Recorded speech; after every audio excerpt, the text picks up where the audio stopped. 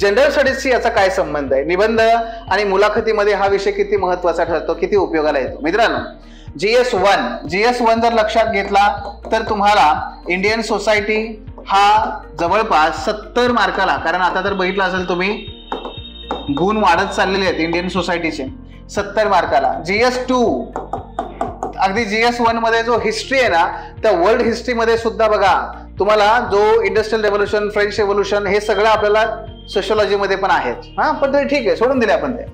Social justice, जर social जस्टिसचा विचार केला तर जवळपास 20 गुणांना आपल्याला सोशलॉजी मदत करते, ज्याच्यामध्ये आरोग्य आहे, शिक्षण आहे, अनुसूचित जाती, अनुसूचित जमाती आहे, महिला आहेत आणि इतर मागासवर्गीय, ह्या सगळ्यांचा ह्या सोशल जस्टिस मध्ये पार्ट येतो, तो आपल्याला इथे आहे.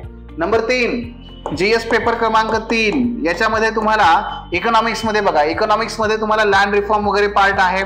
हा, तो तुम्हाला सोशलॉजी मध्ये कव्हर होतो. इंडस्ट्रियलायझेशनचा टॉपिक कव्हर होतो, रोजगाराचा टॉपिक कव्हर होतो, जो जवळपास 20 मार्क व त्यापेक्षा अधिक आहे. त्याचबरोबर GS3 मध्येच इंटरनल सिक्युरिटी हा टॉपिक जो आहे, त्याच्यामध्ये काय, दहशतवाद, ड्रग माफिया, युवकांचे प्रश्न वगैरे, नक्षलवाद यासारखे जे प्रश्न आहेत, हे सगळे प्रश्न आपल्याला सोशलॉजी मध्ये येतात. 30 मार्कांपेक्षा जास्त गुण तुम्हाला इंटरनल सिक्युरिटी मध्ये आहेत.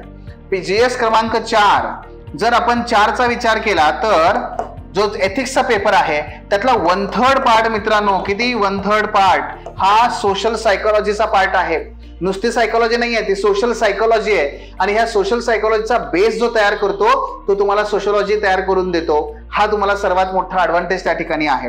आणि एसे मध्ये सुद्धा तुम्हाला ऍटलिस्ट 2 एसे हे सोशलॉजी मधून दरवर्षी विचारले गेलेले पाहायला मिळतात, सेक्शन ए मध्ये, सेक्शन बी मध्ये. शिवाय एसे मधून काय होतं, एसे मध्ये सोशलॉजीचा पर्स्पेक्टिव्ह तुम्हाला खूप मत्तीला येतो.